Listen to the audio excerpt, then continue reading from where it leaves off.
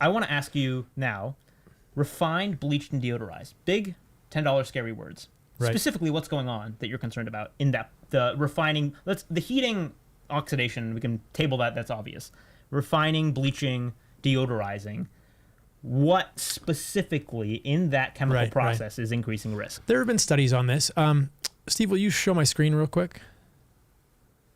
So we have, this is a study on the estimated of trace amounts of benzene and solvent extracted vegetable oils and seed oil cakes. All seed oils are solvent extracted. So again, they're talking vegetable oils versus seed oils, but you can look in here and you can see if you read the paper that there are often trace amounts of benzene, which is a known carcinogen, in seed oils. There are other potential contaminants also. So we have studies looking at... Acroleon's one? Acrolein is one. That's when you heat the oil. You can look at the presence of heavy metals in vegetable oils.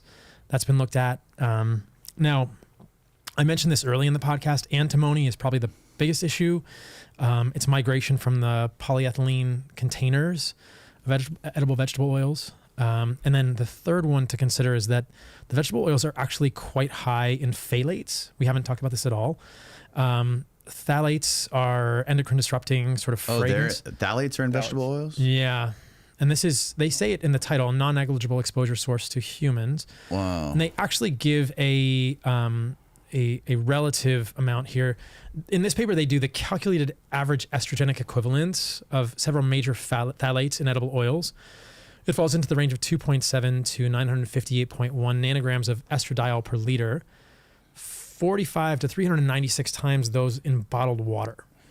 So this is a non-negligible amount of estrogenic equivalents from these phthalates. We're talking like there's a massive exposure to humans today cumulatively to these phthalates. So if I've never heard many people talk about this in seed oils, and whether this is coming from the processing or the storage in the plastic containers, you could solve this by putting a soybean oil into a glass container, but that's never going to happen, right? Most of these oils are in these polyethylene plastic containers on the shelf for many months. Yeah, it's interesting. Years. I wasn't aware of buying the oils in glass. I knew glass bottles would probably be better, but I wasn't aware of the importance of having a glass bottle that doesn't have exposure to UV light. The UV light has some sort of effect on the oil in the bottle. It's part of the oxidation process. Light, heat, and oxygen are part of this process that breaks down the oils. Yeah. There's another study that I can find in a moment that actually looked at the peroxide value in omega-3 and omega-6 oils, and they might have looked at acrolein or other breakdown products. I know we talked about a study, Nick, where they heated oil, right? And this is interesting. So you can take, we discussed this earlier in the podcast. Again, we're differentiating this from a handful of walnuts in function here, in practice. You don't put walnuts into a deep fryer, but you put soybean oil into a deep fryer. If you go to Five Guys, if you go to In-N-Out, if you go to McDonald's, if you go anywhere, I've asked them what's in their fryer. It's usually some mix of soybean oil, corn, and canola oils. And they change the oil once a month. Once a week, probably, which is pretty crazy when you think about you're going 24 hours or 16 hours a day in the fryer oil. Yeah. So I just texted you the graph. Your computer's hooked up. You can pull it up.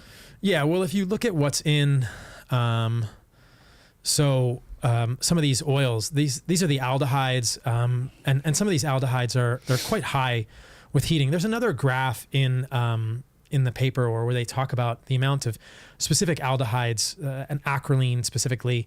The amount of acrolein in a large French fry at McDonald's is equivalent to the amount of acrolein in a pack of cigarettes. Now, this is just one compound, and when I've said this in the past in my content, people like to say, Paul Saladino is saying that seed oils are worse than cigarettes, which is not what I just said. People can rewatch the tape, but it's basically saying that of this one compound, which is a carcinogen, which is very likely, it is pretty significant. So this is a quote from there. 154 gram potato chip serving aldehyde contents are not dissimilar to those arising from a daily allocation of 25 tobacco cigarettes. So this is what we're talking. This is a specific use case of seed oils, right? This is a heated fry. This is potentially the worst use case of seed oils, right? That looks to be very bad. But at least in terms of that one compound. So there's a spectrum here. So what about like Steak and Shake down the road? They're advertising that they cook all their fries in tallow now. So my perspective is this doesn't solve the equation completely. If you actually, when you rate into that one, they never solved this problem where the fries were pre-soaked in seed oils. Oh no. So they're cooking them in tallow. The tallow they're cooking them in has been altered. It's refined. So it has less saturated fats and more monounsaturated fats, so they can work with it more easily. So it's a liquid at room temperature. Tallow is not usually liquid in 73, 74 degrees. So the Steak and Shake tallow is a refined tallow that has more monounsaturated fats, less saturated fats, just at a clean, just a simple organic chemistry equation, like a peroxide value.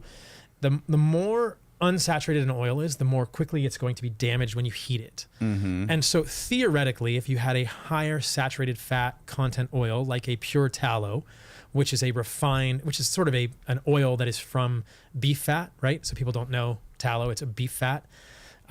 It's solid room temperature. If you were to heat that oil, it's going to have a lower degree of oxidation, not zero, but a lower degree of oxidation relative to olive oil. Olive oil will have a higher degree of oxidation, a lower degree of oxidation relative to a seed oil.